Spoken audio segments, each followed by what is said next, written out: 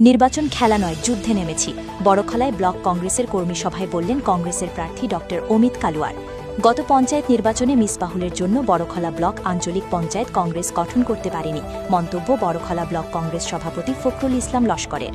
আগামী বিধানসভা নির্বাচনে বড়খলা বিধানসভা কেন্দ্রের কংগ্রেস প্রার্থী ডক্টর অমিত কালুয়ারকে নিয়ে বড়খলা ব্লক কংগ্রেসের উদ্যোগে এক নির্বাচনীয় সাংগঠনিক সভা অনুষ্ঠিত হয় বৃহস্পতিবার। এদিন বড়খলা ব্লক কংগ্রেসের সভাপতি ফখরুল ইসলাম লস্করের পৌরোহিত্যে সভায় কংগ্রেসের বিভিন্ন স্তরের কর্মকর্তারা উপস্থিত ছিলেন। দলকে শক্তিশালী করে আগামী বিধানসভা নির্বাচনে কিভাবে কংগ্রেস প্রার্থীকে জয়ী করা যায় সেভাবে বিস্তর আলোচনা হয়। বক্তব্য রাখতে গিয়ে বড়খলা ব্লক কংগ্রেস সভাপতি ফখরুল ইসলাম লস্কর বলেন, বড়খলার প্রাক্তন বিধায়ক মরহুম আলতাফ হোসেনের পর এই প্রথম বড়খলাবাসী এমন একজন নেতা পেয়েছেন। তিনি হলেন ডক্টর অমিত কালুয়ার। তিনি বলেন, জাতপাতের ঊর্ধ্বে উঠে অমিত কালুয়ারের পাশে থাকার আহ্বান জানান। প্রচুর ভোট পাইব, আমরা বিভিন্ন জায়গায় ঘুরি বিষ্ণুপুরা মণিপুরি যারা সংগঠন সবসময় বিজেপি লগে জড়িত আছো। এখন কার্তিক সিনহারে এমএলএ টিকিট দেওয়ায় কালকে আমার মুসলিমদের আসলো, ভুবনেশ্বর জিপির দিয়ে হেও আসলো। আমিও তো অত খুশি হয়েছি। আপনারা যারা তারা 29 তারিখ একটা মন্দিরে তারা ভুবনেশ্বরের বাবা মন্দির যেটা ও রাত্রে 10টাও তারা এখন আমি আর বেশি কিছু হইয়ান না। এখন যখন অনেক জায়গা পঞ্চায়েত আমরা নাই, মেম্বার আমরা নাই, এর কারণটা হইল আমরা মিসবাউল সাহেব। কারণ গত পঞ্চায়েত নির্বাচনে যারা আমরা কংগ্রেস টিকিট দিচ্ছি, আমরা কিলা দিচ্ছি আমরা জানি। জিনিসটা বুঝছেন, কোন সংগঠন থেকে কোন মেম্বার প্রজেক্ট করা হয়েছে না। এরপরে জিতার পরেও বিরোধের একটা পঞ্চায়েত কংগ্রেসের হইতো, তাই কোনো ইনিশিয়েটিভ লইছেন না।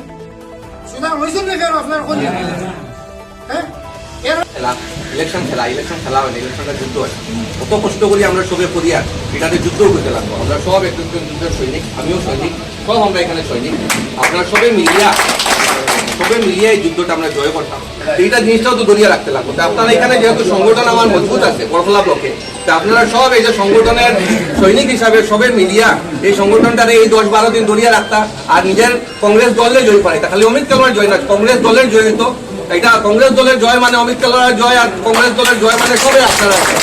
ঠিক আছে, দল যদি দলের উপরে আর কেউ নাই, দেশ তারপরে দল, তারপরে আমরা সমাজ। ঠিক না? আমরা নিজেরটা পরে চিন্তা করবো, প্রথম দেশের কথা চিন্তা করবো, তারপর দলের কথা চিন্তা করবো, তারপর সমাজের কথা চিন্তা, তারপরে গিয়ে নিজের কথা চিন্তা করবো। আমরা ওই সবে চিন্তাধারাটা থাকতে লাগবো। চিন্তাধারা যদি এরকম হয়, জনসাধারণও দেখবো যে না আজকে কংগ্রেস কর্মী যারা আছেন আমরা লগে সুন্দর মতে বিহেভিয়ার করা, সুন্দর মতে কেউ নিচু দেখাইয়া না, সবরে সসম্মানে আমরা রিকোয়েস্ট করিয়া ভোট জোর জবরদস্তি করিয়া দমকাইয়া আনা যায় না। মানুষের মন জয় করতে লাগবো। আগের দিনে একজন একটা কথা কইতা যে আমার আন্ডারে 10,000 ভোট আছে, আমি 10,000 ভোট দেওয়াই দেবো, এটা মানুষের খারাপ পায়। আপনি যদি কেউ যদি শুনে এই কথাটা যে আমার আন্ডারে 1000 ভোট আছে, মানুষের শুনলে এটা খারাপ পায়। আমরা এগুলা চিন্তা করতে লাগবো, সবাই রিকোয়েস্ট করতে লাগবো যে আমরা ক্যান্ডিডেট এবার ভালো হয়েছি, ক্যান্ডিডেট কংগ্রেসের নীতি চেঞ্জ করছে, এবার সময় পরিবর্তনের একটা স্লোগান দিয়েছে, সময় পরিবর্তন কিতা আনতো ওটা তারা বুঝাইতে লাগবো। আর এবার নেতৃত্বে যে তারা আছে তারা বুঝাইতে লাগবে, তারা এক একজন লিডার ওই সবে দিতে লাগবো ভাবটা যে আপনারা এক একজন লিডার সবে মিলিয়ে তারা বড়খলারে জয়ী করবেন। আর আগামী দিনে কাম করলে সবে আপনারা নেতৃত্ব দিতে সবে মিলিয়ে ওই সবে যদি আমরা কাম করি সবে মিলিয়া, আগামী দিনে আশা করি আমরা বড়খলারে আরো উন্নতির পথে নিয়ে যেতে পারবো। আর একলগে সবাই মিলিয়া জাতি ধর্ম বর্ণ নির্বিশেষে আমরা সবাই মিলিয়ে কাজ করবো। এখানে অনেক দুঃখ কষ্ট আছে। বিজেপির নীতি এখন তারা কইছেন, সবে কইছেন, তারা দিয়ে লাভ নেই। আমরা কিতা করতাম ওটার আমরা চিন্তাধারা যে আমরা কিতা পালা কাজ করতাম।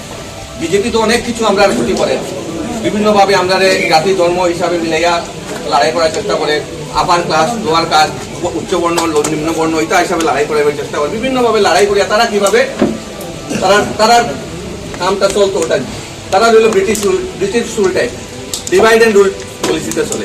মানুষের মধ্যে ডিভিশন ক্রিয়েট করো আর রুল করো, যাতে এক না হইতে পারে। এক হইলে মুশকিল। ছেলে মেয়েরা পিছিয়ে ফেলাইয়া রাখো, বা গার্ডেনের বাচ্চারা পড়ালেখা করতে দেয় না, পিছিয়ে ফেলাইয়া রাখে যাতে তারা আওয়াজ তুলতে পারে না। যদি আওয়াজ তুলে নেয় তো তারা শেষ।